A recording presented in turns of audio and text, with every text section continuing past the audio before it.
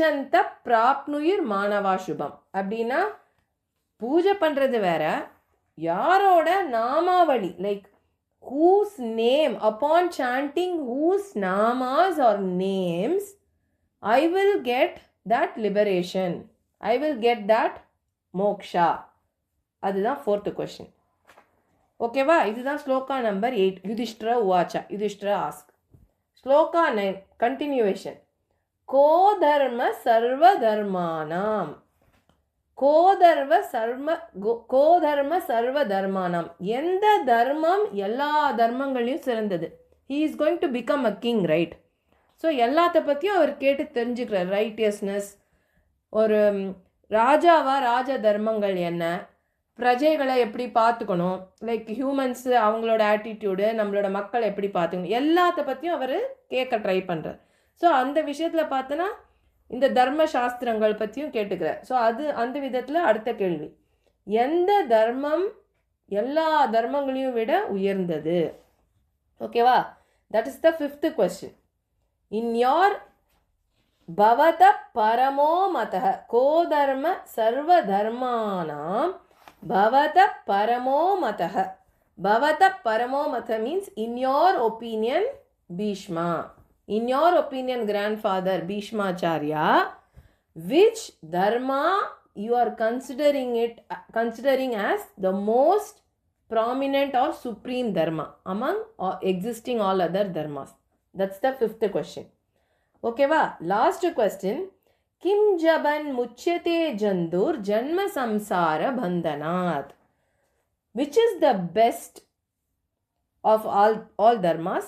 And the last one, upon doing japa of whom, ஜப்பம் பண்ணுவாங்க இல்லையா, like தப்பம் ஜப்பம், like தியானம், யாரை நினச்சி நான் தியானம் பண்ணால், கண்டினியூஸாக தியானம் பண்ணால் எனக்கு இந்த பிறப்பு இறப்பு ஜன்ம சம்சார பந்தனா, that life cycle we spoke about right last week, birth and death, அதுலேருந்து எனக்கு மோட்சம் கிடைக்கும். யாரை நினச்சி நான் ஃபுல்லாக ஜபம் பண்ணால் எனக்கு முக்தி கிடைக்கும் சீக்கிரமாக. I can attain that liberation. So இதெல்லாம் தான் அவரோட கொஸ்டின்ஸ். பேசிக்கலாக என்ன, starting with who is going to be my supreme God அப்படின்னா நம்மளோட ஒரு குலதெய்வம் மாதிரி வச்சுக்கோங்களேன். ஸோ அவர் வந்து கிரேட் கிராண்ட் ஃபாதர் இல்லையா, பாண்டவாஸ் அண்ட் கௌரவாஸ்க்கு பீஷ்மர்.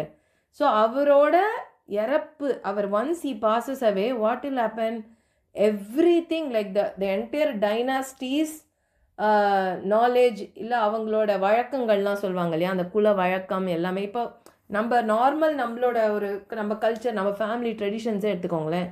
நம்ம யூஸ்வலாக என்ன சொல்லுவோம், பெரியவங்க இருக்கும்போது கேட்டு தெரிஞ்சுக்கோங்க. அந்தந்த ஃபேமிலிக்கு we will have like certain traditions, right, followed by each family. It will not be the same. Even though we are all Hindus, each family will have its own traditions followed by their ancestors, right? இப்போ for example இந்த சுமங்கலி பூஜை அப்படின்லாம் பண்ணுவாங்க மேரேஜுக்கு முன்னாடி, ஒரு நல்ல ஃபங்க்ஷன்ஸ்க்கெலாம் முன்னாடி.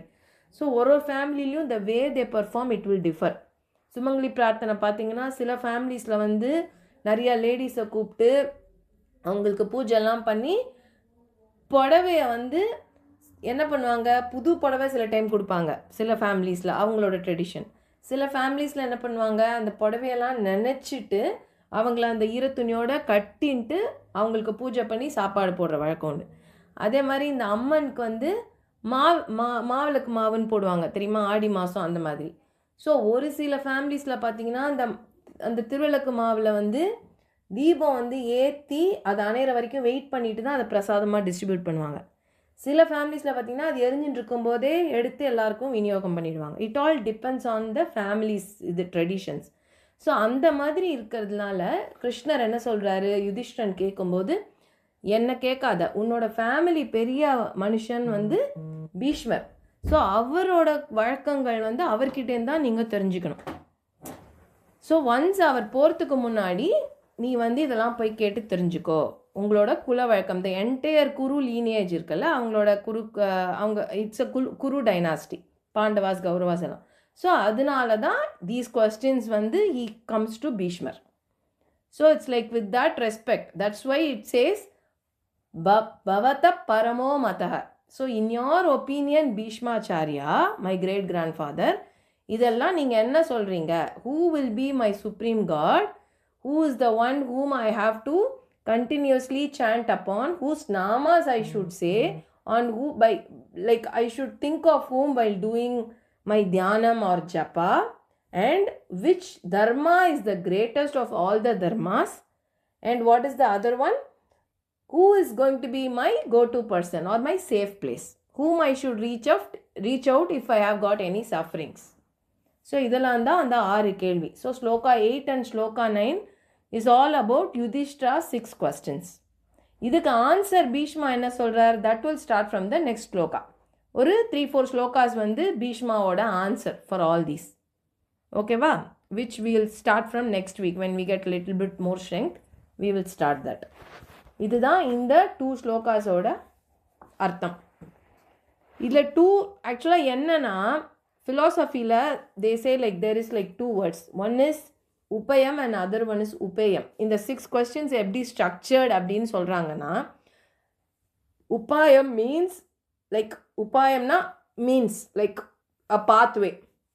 Upayam means destination. So the first 2 questions வந்து is asking about the final destination, about like God, right? So the first questions are talking about upayam, they say. Upayam is like a philosophical term which means destination. So his first thought process, Yudhishthira, for him, he starts thinking about destination. Like நம்மளோட நோக்கம் யாரை நம்ம போய் reach பண்ணணும், like final attorney யார், பகவான் தான் இல்லையா? ஸோ அவரை நோக்கி தான் நம்மளோட எல்லா சிந்தனைகளோ தாட் ப்ராசஸோ இருக்கணும். So Yudhishthira things about God, and that's why he poses the first question. யார் வந்து இருக்கிற ஒரே கடவுள் யார் அப்படின்னு. The rest of the questions are like the pathways to reach Bhagavan in a quickest way. யாரை நான் ஜபம் பண்ணணும், யாரை நான் பூஜிக்கணும், யாரை வந்து நாமாவளி சொல்லணும் அப்படிங்கிறதுலாம் the means, the path. So that will take us to the feet of Lord easier. ஓகேவா? ஸோ அது பேஸ் பண்ணி இந்த 2 philosophical terminologies பேஸ் பண்ணின 6 questions தான் யுதிஷ்டிரா asked அப்படின்னு they have